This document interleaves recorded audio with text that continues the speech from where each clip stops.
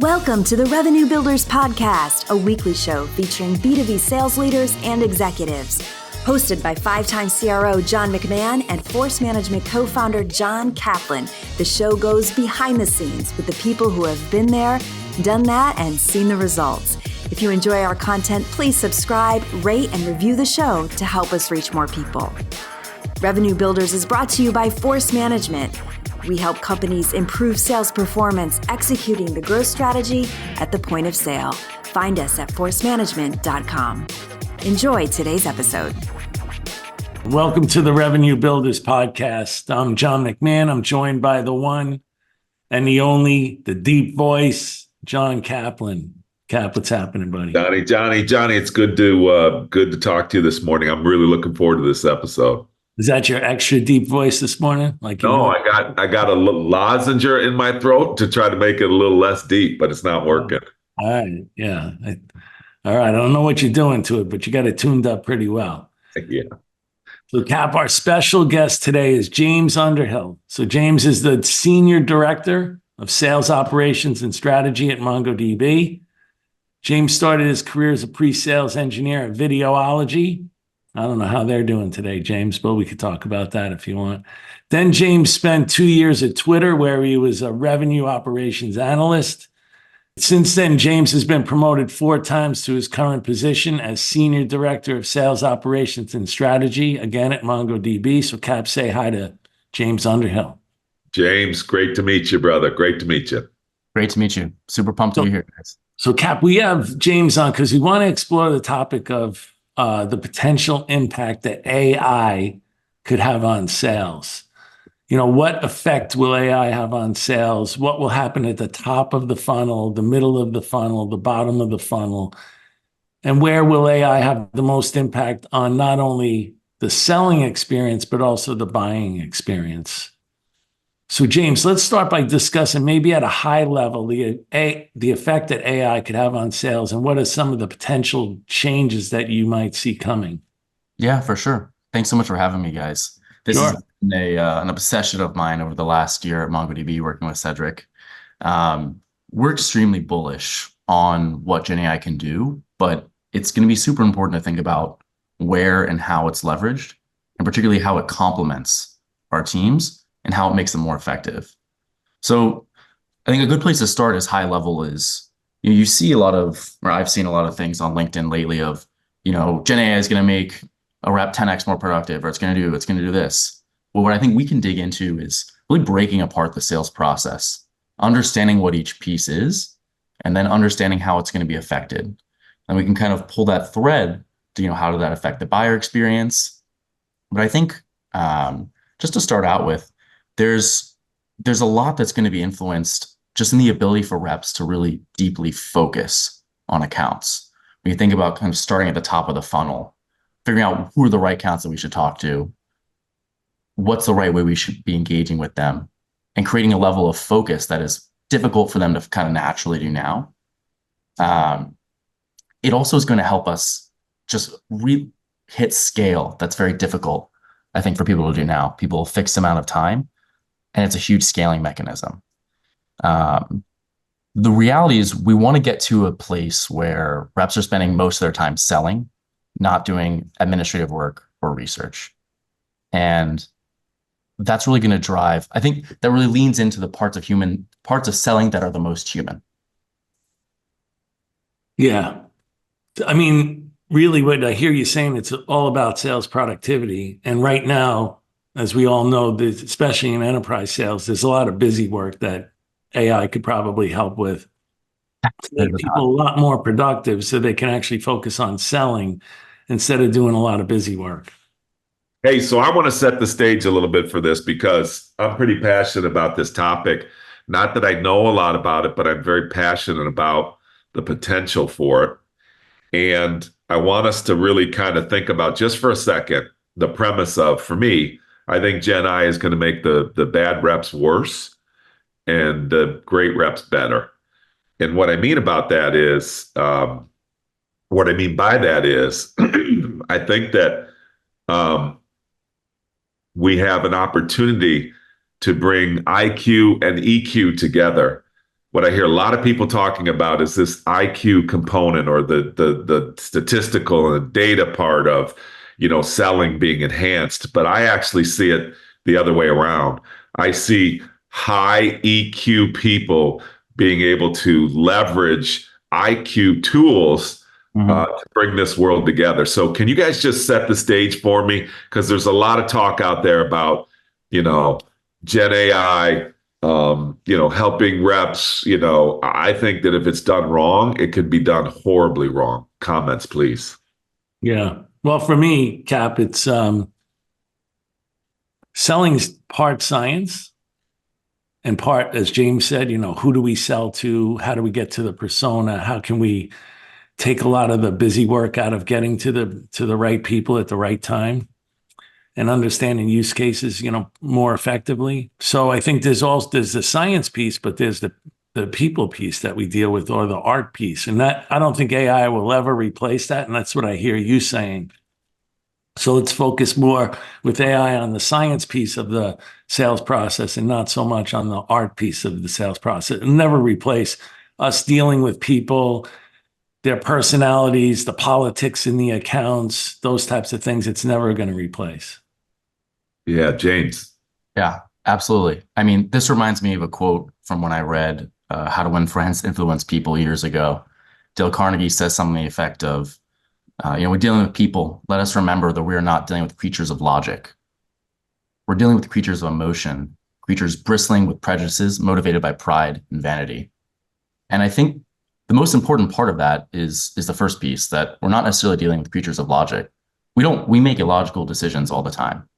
And think about part of the sales process. Like, you can get to a point where the solution might perfectly match the problem, but the buyer is still, there's tons of variables in the buyer's head. How does this make me look if we stop doing this thing, or if we outsource this, right? Or how will this affect my team in the future? There's all these conditions that are so important to what sales does. And we say, like, sales itself, the word, that's the outcome. But the process to get there is so much more. And that reminded me of it's kind of an anecdote, but kind of almost more of a parable about a doorman. And so the way the parable goes is, there's a hotel chain. They're looking to reduce costs. So they look at, their entire budget, and they say, we've got all these doormen on, that we're paying. What if we just, add some automated door openers? We'll let people just scan in with their key cards. They can come to the hotel. We'll be good. They cut all the doormen, and they see occupancy rates start to go down. And the reality is that a doorman, while nominally opens the door, practically does a lot more. They greet the guests. They make them feel safe. They make them feel comforted. They represent more of a luxurious experience. And it's also an agent of trust. Like, if something happens, they're going to be there. And when you're selling, you represent that trust agent too. And you represent much more than sales. Again, it's just the outcome. But the process goes much, much deeper, and particularly in that human element. So John Kaplan, I completely agree. Yeah, you guys give me goosebumps on this. And I'm just going to set the stage with one more Yes. thing, and then we'll get into the details of it. But you work for one of my favorite leaders of all time on the planet, Cedric Pesch. And in an earlier podcast, he gave us this quote from Antoine de Saint-Exupéry. Check that out, McMahon. Wow. And he's the author. Early in the morning, too. I'm really proud. He's the great French author, best known probably for Le Petit Prince, The Little Prince. But remember, Cedric gave us this quote, Johnny: if you want to build a ship, don't drum up people together to collect wood, and don't assign them tasks and work, but rather teach them to long for the endless immensity of the sea. And so that's just getting our mind right around this topic, just making sure that we're bringing both sides of the equation here. The science and the art part, or the IQ and the EQ together. This is not a conversation on IQ alone or technology alone. Okay, Johnny, dig into it. Yeah, well, I don't think that, if you did a purely transactional sale, you're buying a soda out of a machine or something like that. There's no real people involved. Then maybe AI can handle the entire transaction. I gave you a real simple one, but reps are building relationships. They're doing homework on corporate goals, strategic initiatives, building cost justifications, understanding politics, motivations of buyers, and all those things. So it's way more complex than a simple transaction. So, I mean, the real question for James is, where do you see AI helping in maybe the top, the bottom, or, middle of the funnel? For sure. And, this is something I could talk about for hours. This is where I really obsess. I think, one thing I'll say is when I think about the best sellers, as I'm a consumer of software, when somebody helps to reframe a problem that I have in a way that I hadn't been thinking about in the past, that's when I know, okay, this is a great seller and it's someone who I trust and I can work with. In order to get to that point, let's walk through all the things that person has to do to understand my problem from an external perspective, right? So starting at the top of the funnel, they've got to understand where they're going to spend their time across their accounts. This is the traditional territory management problem. It's somewhere where I've been really intimately involved. And as an example, we spend a lot of resources within sales ops to get this done. But it's understanding, and we use we have our ICP and we use data to help identify what that means. But, for example, you might see somebody's hiring from MongoDB, or you could see that somebody has raised money. But what AI can really help to do is contextualize those things. Like, what have they raised? Where have they raised it from? Have they earmarked it to any specific projects? If they're hiring, what are they hiring for? And this is a lot of manual stuff that reps do at a lot of different companies. Like, this is a perfect use case for AI at top of the funnel. Just being able to contextualize those things. I think as we get into kind of the middle funnel of the process, think about all the logistics, right? This is a huge pain point. It's something that comes up a lot in conversations with reps about how we make their systems better. But just all the notes that they have to take, everything that they have to input in a CRM that we use to drive a lot of our, process discussions, our metrics for success, which I can talk about, our forecasting. There's also a huge use case around knowledge center. How can they procure access to knowledge or get answers to questions, point in time, or enablement? Think about the context of being a new rep or a new leader. And you're going through a process and you're not really sure what steps you need to take in your go, no-go meeting or whatever. Being able to procure that knowledge instantly versus going through back to the training videos or whatever. There's a whole series of these. I mean, getting to the bottom of the funnel, this is more kind of like a post-sale view of the world, but understanding like how customers are using your tool. So we think about renewal and upsell. Like some people have activated, this is more of like a PLS motion, but it's creating a more structured and robust process around it. Are people trying and testing new things and how are they doing them? And when should I know about that? And when is it not important? And creating materiality thresholds. Hey James, let's dig in. I mean, you've kind of set the stage for us for top of the funnel, mid funnel, bottom of the funnel. Let's dig into each one of these a little bit and go back to top of the funnel. Johnny, you and I often talk about. I want to go back to top of the funnel. So James, where I see it happening a lot could be on your ICP as your product evolves.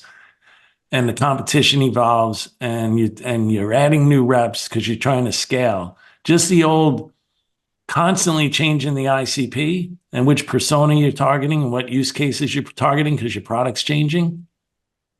And territory management. I mean, the one thing that was always difficult for me as a CRO was as the Salesforce got bigger and bigger, I basically had to rely and trust the first line and second line managers to be able to equitably divide the territories. And I see this as helping not only the reps to figure out where the ICP accounts are and then the first line managers doing equitable territory management, but also for me as a CRO to check to make sure they're doing equitable territory management, because you always see this in places where it's a first line manager.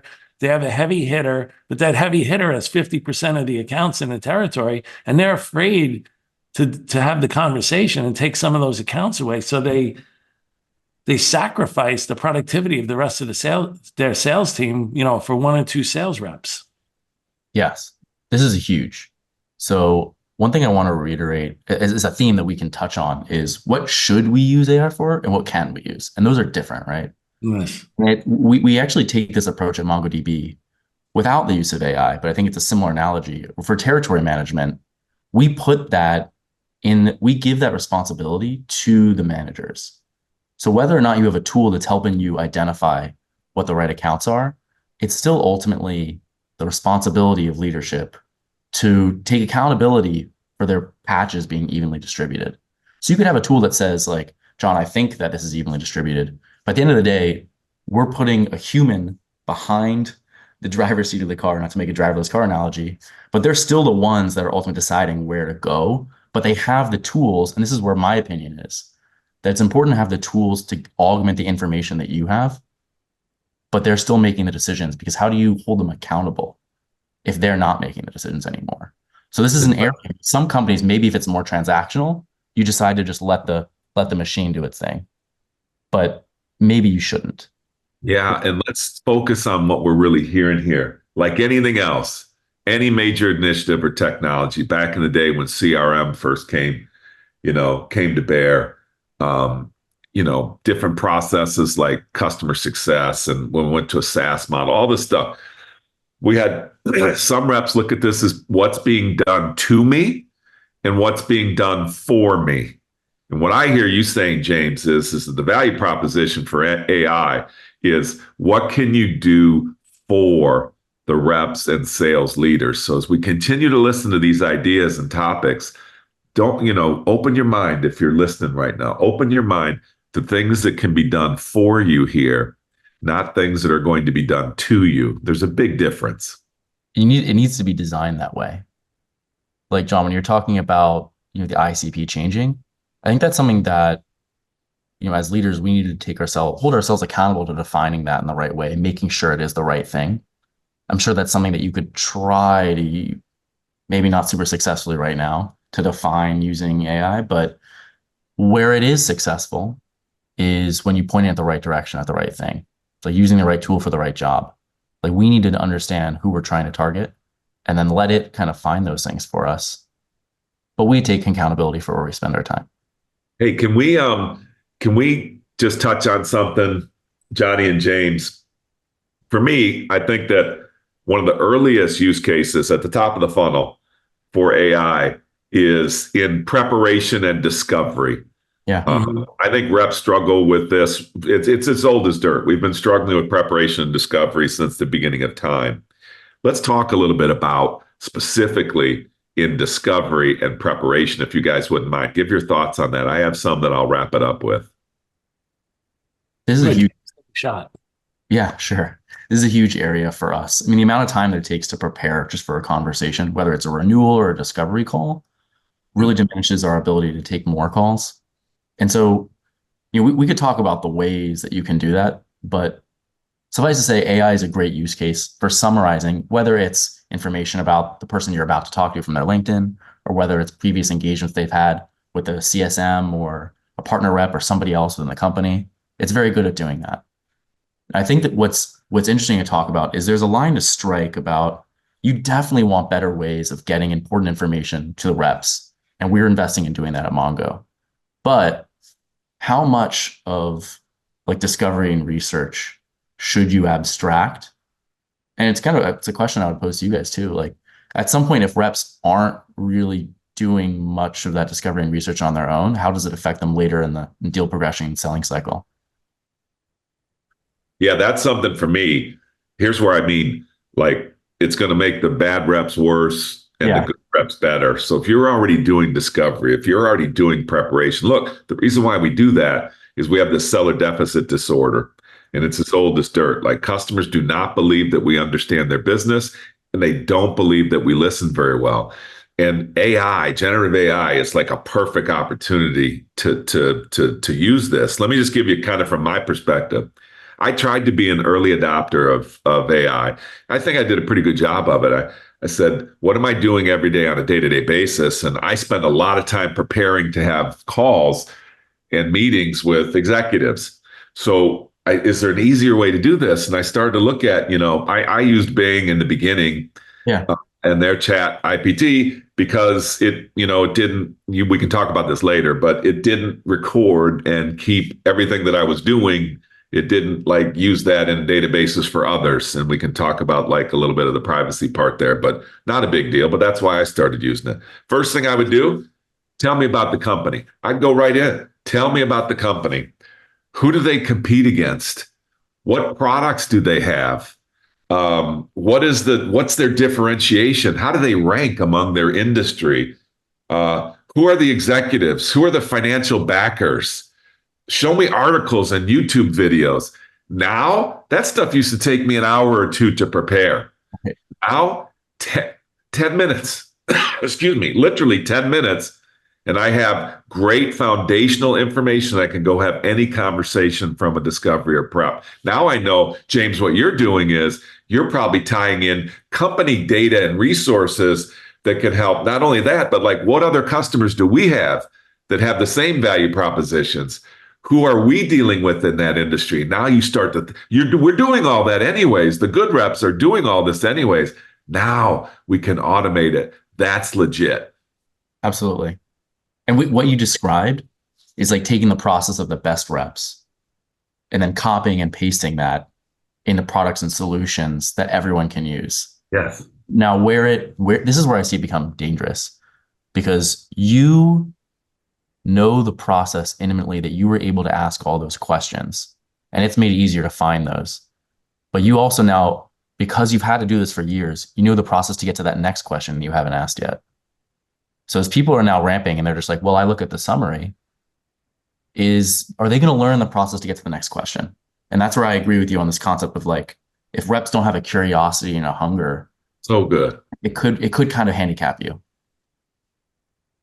Really good. Johnny, weigh in on this, man, because I'm seeing it on interviews. What I also think is, I think, you said that it's going to make the bad reps worse. I agree with that, because it's going to expose them more, in the sense that if AI takes care of all the busy work, now you actually have to just sell. Yes. So that's why I think it's going to expose the bottom reps the most. I think the average reps or new reps that are trying to gain their feet, and usually in enterprise sales, that can take a long time to get through, like what James just said, and trying to figure out what information do I pick and choose from to find out use cases and personas and corporate initiatives and all that type of stuff. It's going to take some average reps and make them better. It's going to take the top reps and make them, just highlight them, because they hate the busy work. They just love being in front of customers. And then what I think it's really going to do is it's going to decrease the ramp time for reps. Because right now, on average, most enterprise sales reps are taking 6 to 9 months, some cases a year to ramp. Huge. Should significantly close that down. Hey, I've just got a thought here. This is such a good topic. Let's talk about how James and John, we got to start changing our interview process for what questions we're asking people, because the curious ones are probably doing this already. So if I'm thinking about it, I'm probably asking people, hey, how are you using generative AI today in your process? How do you think it could help you? How has it hurt you? Talk to me a little bit about that, because this goes all the way, like right now, how we can start to highlight people that are actually rising above the noise. From my perspective, within the MongoDB interviewing process, like we look for certain characteristics like coachability, intelligence, how hardworking are you? I think generative AI is just another tool that's part of the toolkit. And it, if anything, will just emphasize what are those abilities, or what are those traits that we're really looking for that are important. But I think like critical thinking and curiosity are going to be really, really important. Because if you're willing to just kind of like let information come to you and you don't want to lean into it, that's where it's going to be a little bit tougher. It's those human elements, like wanting to connect with people, being deeply curious, the, persistence, heart, and desire, right? Those are the elements that are really going to matter. I think in sales in general, we're already looking for those things. It's just maybe a little bit of re-indexing. Yeah. And then Cap, I think that, and I had a discussion with James before the podcast, and one of the areas, and this will touch home for you, is AI can give amazing coaching and access to knowledge in the sales process almost instantaneously. And, enablement will essentially be, on demand. They'll almost take your expertise and tell you what the next question is to ask. So then people can be trained a lot quicker. So exciting. James, tell us what you're doing on that end. Like, That's such a huge topic. Johnny's setting the stage here for how people are going to use and are using generative AI to use an on-the-spot, on-demand coaching and development. James, talk to us a little bit about what you're seeing there. Yeah. So we've done some pretty exciting things around the way we approach this was we established, what are the most important things that we need to, what's our number one goal? Land, expand, and retain revenue, right? And so we thought about a bunch of different use cases. We aligned kind of on one of these as a low-hanging fruit of Gen AI. And so we established, okay, first thing we want is to be able to create better trust with our customers. In order to do that, we want our reps to be able to answer the span of simple to complex product type questions. And so we started with this tool that indexes all of our technical documentation, and you're able to just chat it casually, in English language or any other language technically. Yeah. Responses immediately. So, and I think the value of that isn't just, I'm on a call and somebody has a question, I can answer it. The value really manifests in now I can actually take control of this conversation. Yes. If I don't know, then I have to go, well, let me go ask an SA or create a ticket for you. And it's like, now you've hit a wall. But if I can get that answer and say, okay, but why is that important to you? And the way that we design these products is so that it explains, they might be asking this question because they have X, Y, and Z problem. Boom. Now I've got a follow-up question and I can drive it back to business requirements, positive business outcomes, and do my job more effectively. That's just a primary use case. I can talk a little bit more. I'm curious. It reminds me of the old days when I had so much more. When I went to PTC, I wasn't an engineer. I hadn't sold software before. I come from a hardware environment, so I was intimidated going out and talking to these engineers. But what I did have was I had a degreed mechanical engineer that was sitting next to me on almost every call that I had. And I kind of feel like this, what you're talking about with, indexing, product catalogs and technical requirements, those types of things. It's almost as if I have that degreed mechanical engineer sitting right next to me. So what I said, when I said, my job is to get the questions and the problems on the table. My job is not to be the expert on every single detail of our product or our capabilities, but I can point myself and others to where that might be. And that's why I get so excited about this. What you just said, James, is I think it's going to make the great sellers and even, like Johnny was talking about, the new people and the average sellers or the average time frame, it's just going to accelerate things so awesomely. And I hope people can hear the passion in our voices. Like, this is legit. Like, on board, it's legit. People have used from a sales leader perspective, it gives them also more time to basically develop and coach their team, right? They might be able to quickly diagnose, like, where in the sales process are there people failing and what type of training and development do they need as far as skills or knowledge to get over those different hurdles inside the sales process. And what you're just touching on about management being able to engage more dynamically with their teams, this is something that I think just raises the bar across the entire spectrum of sellers. Because even for people who aren't performing, being able to identify that, but identify it in the right way is going to be new at a level of scale is going to be super important. Currently, we use a tool. This is Cedric's brainchild, Metrics for Success. Yeah. And it shows the activity, and you could basically see like a funnel of, how much discovery have you done, how much deal progression, have you gotten any new business meetings?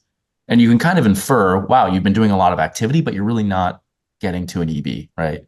You can make those inferences. But with AI, you can start to understand, well, have they been asking the right questions? Like, when they got to this point, what did they respond with? And like, the AI can start to contextualize how they're behaving in order to help them.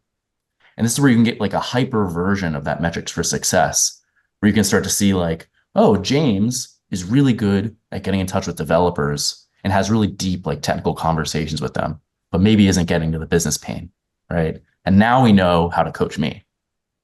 Yeah, James, so when we're going through this, like, I think we've got to a point where we've sold people on the why of what we're talking about. Like, everybody's excited listening to this. Talk a little bit about the detail of, if you don't mind, it could just be me, but like machine learning and indexing that you're talking about. How do you start from nothing to getting stuff indexed, to get machine learning to take place, to where you're actually spitting out like content like you're talking about of, are you asking the right questions? Can you tell us what the lift looks like? So the most important thing in order to get started is to just have documentation on things, because like the knowledge doesn't come out of nowhere. I think that can be a misconception of like AI, that it Yes. kind of know your sales process. It doesn't, that it'll know your product. It doesn't, you do. You have the right level of information. And so MongoDB is great because we are very good at that level of documentation. We're very thorough. But I would say for most people, really make sure that you have that. That next step, this is where it can start to get more technical, but really like there are vendors that are out there right now that you can use to just plug into some of these things to different systems like Slack and Salesforce.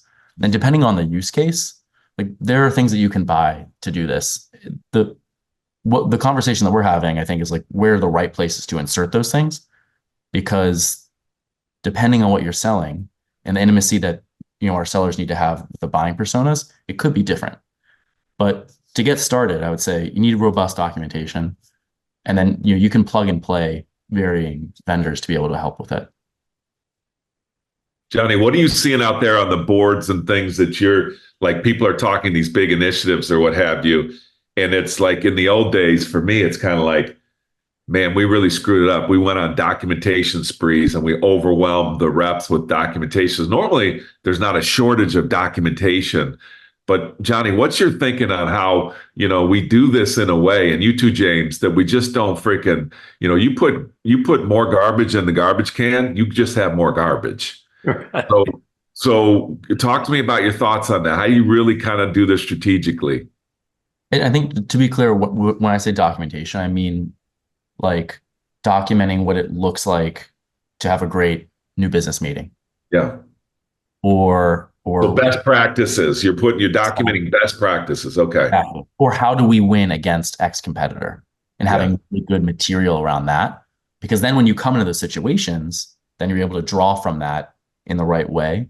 But the answer definitely is not the reps having to do more of documenting their own things. If the AI is able to kind of pick up those breadcrumbs, that actually should help them. What I always tried to do, which was so difficult, was, let's say, you're in a startup, you're starting to grow, you're starting to scale, and now somebody cracks, let's say, Sanofi Aventis, a big pharmaceutical company in France. And you think, wow, man, we know the use case. We have all the documentation on all the presentations they gave. We know all the people they spoke to, the titles. We know all of that stuff. How do I take that knowledge and that whole journey to nail this multi-million-dollar deal at Sanofi and get that to all my reps that call on pharmaceutical companies in the rest of the world? How do I do that so seamlessly and get that knowledge into their hands? I could never do that with the tools that I had. You did a pretty good job, though, Johnny. What I love about what you did is you would have like quarterly. That's why you believed in getting us together every quarter back in the day. And you'd have the person that had that account stand up and then say, who else has those accounts? And then you workshopped it. But can you imagine, Johnny, if we had access to this technology now, how more productive those situations would be? Holy smokes. I think that's what James is hitting on. He's hitting on the fact that now you can document this, and that you have essentially inside your sales force an expert on that use case inside pharmaceutical companies and calling on these specific personas. Why can't I transfer that knowledge and document that for the rest of my sales force easily? AI should be able to help me with that. And that boosts the product. This is, again, something that should help to boost the productivity of everyone, giving democratized access to those best practices. This is the right now for us, the second biggest use case. So number one is just access to technical knowledge, which is relevant to anyone engaging with the customer selling database, right? Number two is, how has this been used in the past successfully? And you can even segment it to, like, you're talking about healthcare or pharmaceuticals. You can talk like financial services, automotive, banking, whatever.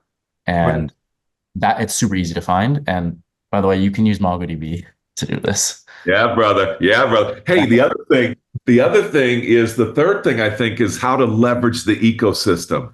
for newer reps and the reps that are coming up, and for the experienced reps that have just even kind of forgotten how to explain, they're like unconsciously competent. They know when to engage the right resources. They know what those resources do. They know what they should expect from those resources, what I should expect in a particular stage, that I should have these things before I engage a resource. So I see this leveraging the ecosystem. I see great companies doing that. And oh my gosh, with generative AI, I can just the speed of that leverage of that ecosystem, I think is just going to really elevate companies big time. It for sure will. And maybe to change the conversation slightly, it's going to affect the experience buying as well, and it's going to change their expectations. I like that. Go deeper on that. Let's go deeper on that buying experience then. Yeah. So I mean, imagine a world where you're engaging with your rep at XYZ company, and they always have answers to your questions, and you're going to start to expect that, right? Now you're talking to somebody else, and they're like, I'm going to have to pull an essay for our next call, or I'm creating a ticket for you. Yeah. I don't like that. I don't have the patience for that, right? I think that as we talk about all the types of tools that sellers are going to have, buyers are going to have a similar tooling set. And it's going to see, that's where to me it's less obvious, but very interesting to see how it will evolve. One thing that I might expect, I think is reasonable to expect, is it's only a matter of time before Outlook or Gmail just give you a summary of all your unread emails, right? Imagine you in the morning, so, hey, while Europe has been online, you got, a message from your boss about this. You got a summary of the all hands yesterday, and then you got 3 prospecting emails about these things. Do you want to do anything about that? Right? Need that right now. McMahon sends me 10 emails before 6 a.m. and I need just a tool to be able to summarize those. That's because you're still hugging your pillow, and I'm. I knew you were going to say it. No, but look, one thing that you hit on here before we get deep into the buying experience is, here's where I always think that reps, especially in enterprise sales, lose a lot of productivity. So I just went on a sales call and I had a great meeting. Now I come back to the office and I need to basically get in touch with my SA, my professional services people, maybe somebody from product, to basically, give them all the information, help to calendar the next event, not only because I got to herd sheep on my side, I got to herd all the sheep on the customer side, that all those logistics of calendaring all that stuff and taking my information and sending it to the rest of the people in my company and updating them on everything that's happened in the account. And some of these sales processes, as you know, are 6 months, 9 months. So along the way, I need different people, and I have to constantly update these people and constantly, get them in touch with, like, for the next meeting, here's what you need to be prepared for, and here's what's happening at the account. I gotta believe that there's a way to pull all that logistical difficulty together. And I can break that down to a couple of things that we're working on at Mongo, right? So you're a rep, you just had a great sales call. So now there's a couple of things. One, there's the logistic of scheduling. There's the logistic of follow-up. Maybe, you needed to check on something internally within Mongo, within product, or with an SA, or with a partner relationship person. So there's action items internally. There's like action items between you and the customer. And you break those down into separate work streams. And there's different tools that can help with each of those pieces. And some of them are pretty simple. Some of them maybe just accessing a knowledge base, or just remembering to ping somebody to get an answer to a simple question. Resolving the calendars is an area where tools are starting to evolve pretty rapidly with like Calendly or others. But it's like each of those specific things isn't really that complicated, but to make one human do all of those things at the same time for like 6, 10, 20 customers really removes them from actually selling. And it's interesting to think about, like, reps that are actually very successful, they have to be good at that as well as everything it takes to close. Table stakes. Yeah. Right? Yeah. When you abstract that, how much better can you be? Right. Yeah, I'm going to go on a sales call, right? And I have it set up for 1:00 in San Jose, California. And I think I'm going to leave at, 12:15. Yeah. But there's an accident. Waze what you're saying is all these different apps that I have to go to make myself productive. Why can't they all be integrated? So Waze says, hey, John, there was an accident on the highway. You're going to have to leave 15 minutes early. And by the way, that morning, it knows my sales calls. It knows all the people I'm going to meet. It draw down all their LinkedIn profiles, aggregated them in the right fashion, pulled any local information off the internet about these people and handed it to me in a very easy way for me to read and discern before I go and make my sales calls. Yeah. I mean, that's where I see like so much productivity on the rep side. One thing that you touched on there that I want to expand on is the consolidation of tooling, because just because there's all these new things that you can do doesn't mean that there should be a separate tool to do it. This is exactly what my team is doing at MongoDB. Yeah. So sales innovation team that I'm running. What we're doing is using the existing tooling that a rep has. How do you add AI overlays at different pieces of things so that you're getting the right information in the right time within the organic flow that you're meant to do it? For example, if you're trying to forecast, you should get the information that you need, whether there's changing consumption behaviors or whatever. That should be in your forecasting tool. That shouldn't be something you go to separately, right? So it's like the example you get in your car. You shouldn't have to go to like 10 different apps to check on like if they're going to be late or if there's traffic or if something else happened last night and you know. It should just be organic. And this is the number one killer of sales productivity, James, what you just said. And I find that a lot of people in the roles that you're in, James, they don't consider that. They don't consider like, what is the experience of the rep? If I have to, we'll put on a stack of these 5 applications and we'll give them everything they need. And they've lost their minds as their like relevancy on what does it actually take to sit and prepare. So what I like to say to all the ops people out there and the technical people, God bless you, do an unbelievable job, but you need to sit in the moment of pain of a seller.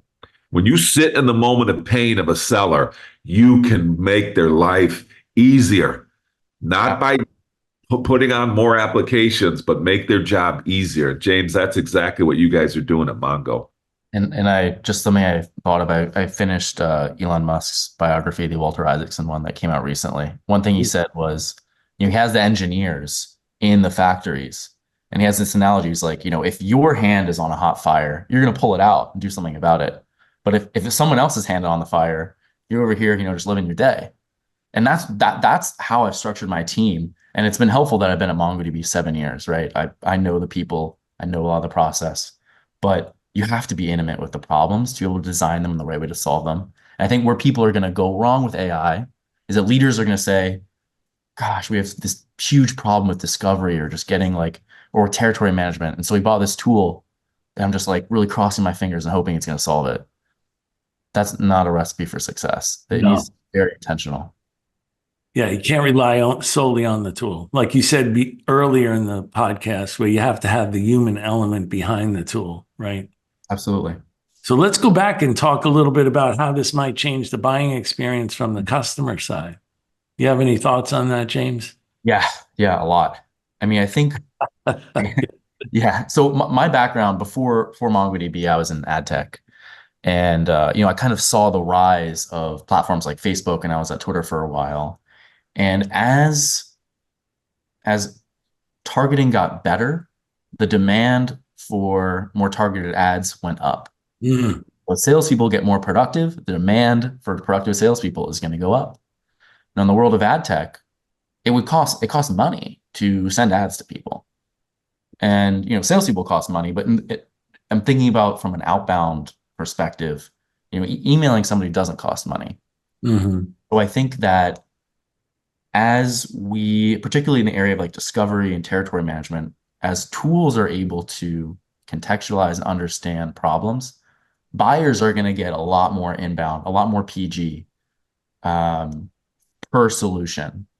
And where they're really going to start to rely is on trust and reputation to start to take some of those discovery meetings. And I think a lot of the PG is going to start to look the same, because what's known about me on the web, for example, is going to be able to be accessed by everyone. Right. And so a lot of the outbound is going to start to look the same. I don't think a lot of the tools and actually solutions are going to look the same, but I think it's going to start to be abstracted to yep, people know that I talked about this in this podcast. They know that I'm doing this thing at MongoDB. They know this.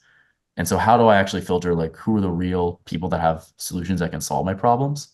And so I think getting to a shorter distance between prospecting and testing and let people test early and fast is going to help be a more of a determination of what actually works.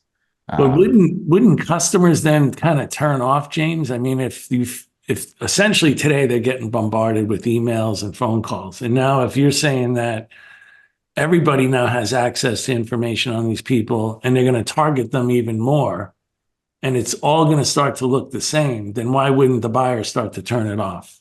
No, I think they will. I think they're going to be less engaged from that medium. That doesn't mean that they're not going to be able to be engaged with via other mediums. But like I said, I mean, it's only a matter of time until email clients have their own summarizer that just tells you like, hey, these 4 people emailed you. Are you interested? And you might just be like, I'm not interested. Don't send me more emails from now. Gotcha. So like the way that this transforms is there's just going to be other ways to getting to people. I think warm introductions are going to be a lot more meaningful. Hey, can we stay right there, James? Because for me, I'm going to make a bold statement. And every time I do, I get hate mail, hate letters from people. Cold calling is dead. Cold calling is dead. And what I mean by that is not the historical getting on the phones and, being prepared and blah, blah, blah. I don't mean that's dead. What I mean is picking up the phone with no information about somebody and giving them the feeling like, are you actually cold calling me? Like that today is like a number one loser. That's a losing proposition. And so we're talking about some things here. How you sell can be just as much as a benefit as what you sell. And so I hope you guys agree with me on this, but like cold call, AI is going to give us the ability to make everything warmer. Everything warmer. I'm not saying that picking up the urgency and calling people and doing the activities, that's not going away. Yeah. But can you imagine the quality of activities and the warmness of the call? If you're picking up the phone and doing cold calls today, if somebody cold calls me, I'm like shocked. They have known nothing about me. They're like, hey, how you doing? You having a good day? I'm like, that's not selling anymore. Not even close. Yeah. Well, this is where it goes back again to what we were saying in the beginning of the podcast is AI can take care of some of the science part of the sales process, but it's going to put a bigger emphasis on who's really good in the art piece. Yes. Yes. Love that. And here's where I also get worried, James, is, AI is basically, or Gen I is basically based on, from my simple mind, all the information that's on the internet. So let's say we have 2 companies in the same space. Mm-hmm. And they're marketing. So what they're doing is they know that the information the buyer's getting is based upon what's already on the internet. So they're flooding the internet with false things about what their product is really capable of doing. So let's say I have a product that's highly differentiated in 3 aspects. They know that. So now they're saying that their product does the same thing in those 3 different areas of differentiation. So now to the customer, he's like confused. This all looks the same to me. So now this is where I think, in my mind, we get we go through this evolution of AI. It eventually gets to the point where the customer can't understand really what's going on the internet like they do today. Yeah. And then all of a sudden they say, now I really have to speak to a salesperson to help me understand the differentiation and help prove what their product can do. So now we go back to a total reset again of the great enterprise salespeople are the ones that are great and get in front of customers and proving out cost justifications and finding pain and, doing a great POV. Influencing decision criteria, Johnny. What you just said, it is going to do a reset, but it's going to do a reset on what you want to be reset. I want decision criteria and required capabilities heavily influenced by differentiation to be reset. Take away all the relationship stuff and the noise. And if you start resetting on where the customer needs to be reset, I think the customer's actually going to embrace it. And so are the top, smartest sellers. I love that point. Love it. 100%. And John, you're 5 steps ahead of like the average person on AI, just understanding that dynamic. Because you're right. It is like, think about how search engine optimization works now. If you if you search MongoDB or Snowflake or whatever, the first, you're going to get a bunch of things from competitors and they're all saying different things. Right. It's kind of the same dynamic. And I agree. It ends up as a buyer driving you just, okay, this is my pain. Like, who can solve it? And I'm starting to see companies just do RFPs saying, hey, we have these problems. We got to talk about RFPs. Hey, James, let me talk. I want you to hone in on this. I'm seeing this as like one of the biggest use cases is RFP responses. And I'm like, are you out of your mind? Like, okay, so now we're going to wait for RFPs and somebody's going to send us RFP and we're going to automate our responses. I'm like, the fact that you get an RFP that you didn't know was coming, that's as old as dirt. That's like you've already lost. So could you just kind of level set us? You've definitely lost. Yeah. Could you just level set us a little bit there, James? Because I hear a lot of companies saying, oh, the first thing we'll do, let's just automate our proposal response for RFPs or what have you. And I got to tell you, I cringed. Give me your thoughts on that. I mean, what you're explaining is a super important part of territory management, and it's about the why now, right? Like the way that we think about territory management is, for those listening, it's the why anything, why insert company, Mongo or whatever, and why now. And the most important thing and the hardest thing to find is why now. And if you're on the back foot of the why now, it can totally derail the deal. Like maybe the problem's there, but you're too late. And being too late is the thing that happens too often. Yeah. I think tools can help with that. But to your point, yes, I think it's a naive way to think about it that we can just be responsive and reactive instead of proactive. Love it. Love it. Johnny, James, what you got to do, I'm not saying we're done here, but what you got to do is we need to keep in track with you over time, if you wouldn't mind, because this is going to evolve. So you're going to have to be a regular on the show here because this is going to evolve. I really mean that. What haven't we talked about that we should have talked about, McMahon? The one that I'm a little skeptical on is the forecasting one. The tools out there that try to tell you exactly what your forecast is going to be based upon like email activity and calls that your sales guys made and all those types of indicators. But I'm still really skeptical about the forecasting part. And again, going back to James' earlier point, if you don't have, a good human that truly understands forecasting, behind the tool, I'd get really worried just relying on the AI. Oh my goodness, completely. And forecasting is one of the most important things for us right now as we're a consumption-based business. I think when we say forecasting, we actually mean a couple of different things, right? Forecasting starts with just having an intimacy with your customer and understanding what's going on. But it also means being able to predict a number for this quarter, the quarter after it, or the quarter after that. And I think AI can help with some things, but some things are deeply human. So predicting the future is very difficult. I mean, if people could predict this future, we would all know what stocks to invest in, right? Oh, it's going up and down. There's a pattern. Like it doesn't work, right? Past performance does not indicate future performance. And so I think that's where things can help is understanding what is going on now that are leading indicators, known leading indicators of things based on product usage.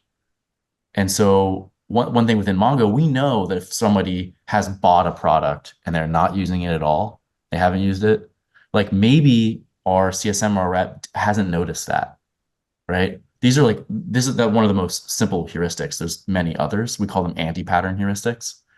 But like if you can identify that, that person's going to churn that product that they haven't used, probably, right? Mm-hmm. There's certain patterns of database usage that we can see are going to indicate churn that are probable. Those are things that AI is good at finding. And in many of these cases, it's technically machine learning, not generative AI, but that you can use tools to understand. Now, what it can't understand and could be dangerous to assume is like, what is the customer going to do? Are they planning a merger with another company and they're going to go bonkers? Are they launching a new product, right? Like, it's hard to predict that. And so that's where the human element is really important.